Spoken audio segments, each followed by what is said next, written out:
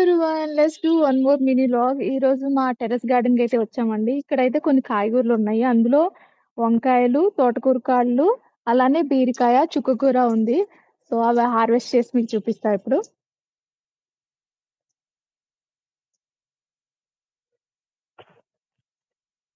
ఇది తెల్ల వంకాయ అండి. ఇది గుత్తి వంకాయ కింద చేసుకోవచ్చు. మసాలా వంకాయ చాలా బావుంటదసలు. కాకపోతే ఒక్కటే ఉందిది. చూసారా? దీన్నే గుడ్డు వంకాయ కూడా అంటారు. నేనొకసారి వీడియో కూడా మీకు కర్రీ చేసి చూపించాను. ఇవేమో నీలం వంకాయలు.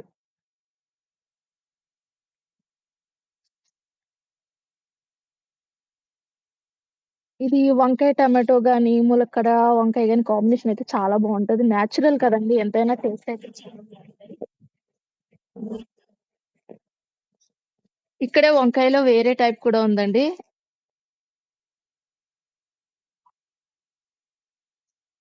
ఇది చూడండి. అబ్బా! ఎంత నిగనిగలాడుతుందో గదా! భలే ఉందసలు. ఇక్కడే ఒకటి గుండు వంకాయ గూడా ఉందండి. అది కూడా కోసేద్దాం. ఇవి ఒక అరకిలో ఉంటే గనక ఇవి గుడ్డు వంకాయ, ఇది మసాలా కూర గాని, గుత్తి వంకాయ చేసుకుంటే చాలా చాలా బావుంటది. మల్బరీ చూడండి ఇవి కూడా తక్కువే ఉన్నాయి. రైపెన్ అయింది ఒకటి కనిపించట్లేదు. సో, ఇదొక్కటుంది. హ్మ్. ఈ స్టేజ్‌లో అయితే కొంచెం పుల్లగా ఉంటాయండి. బాగా పండితే గనక టేస్ట్ బావుంటాయి ఇవి. బ్లాక్ కలర్ వచ్చేయాలి. ఇదొకటుంది చూడండి. ఇవి కొంచెం పుల్లగా ఉంటాయి. అంత టేస్ట్ అనిపించవివి. ఇప్పుడు బీరకాయలు కోద్దాం రండి.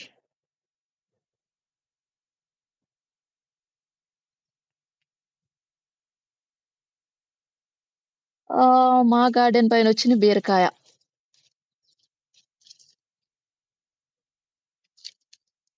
ఓహ్! భలే ఉంది కదా! ఎంత లేతగా ఉందో. బీరకాయ ఫ్రై చేసుకుంటే అదిరిపోతదసలు. ఇక్కటోటుంది గానీ, అది లేతగా ఉందండి. దీన్ని కొయ్యడం నాకైతే ఇష్టం లేదు. చాలా లేతగా ఉంది. చిన్నగుంది. ఇంకా స్టార్టింగ్ స్టేజ్‌లో ఉందది. ఇంకా టైం పడతది. ఇప్పుడు మనం తోటకూర కాడలైతే కోసుకుందామండి. చాలా మందికి తోటకూర కాడలైతే తెలీదు. దీనికి రొయ్యల కాంబినేషన్ అయితే అసలు ఒక లెవెల్‌లో ఉంటది. చూసారా? ఇవన్నీ తోటకూర కాడలే. చూసారా ఎంత బా వచ్చినియో?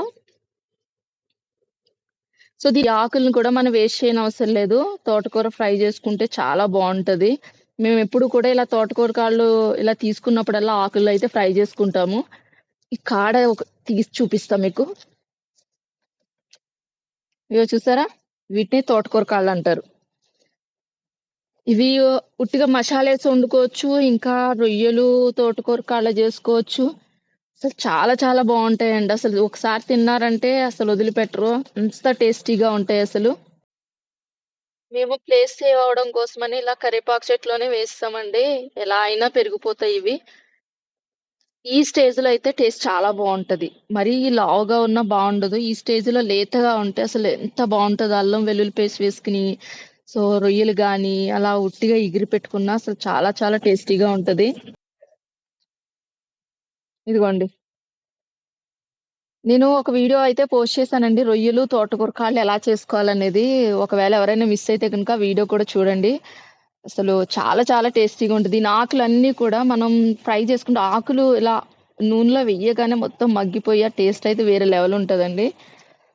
నాకైతే one of my favourite curry ఇది. చాలా బావుంటది తోటకూర కాళ్ళు, రొయ్యలు.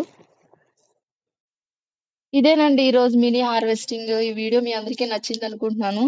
నచ్చితే please like and share and subscribe to our channel. ఎవరికైనా ప్లేస్ ఉంటే గనుక ఇంటి పైన మాక్సిమం ఇలా పెంచుకోవడానికి ట్రై చేయండి. ఎందుకంటే కంప్లీట్‌గా ఆర్గానిక్ ఫుడ్ మనం తినొచ్చు మన చేతులతో పెంచుకొని. హెల్త్‌కి కూడా చాలా మంచిది. సో, ఈ వీడియో నచ్చిందనుకుంటున్నాను.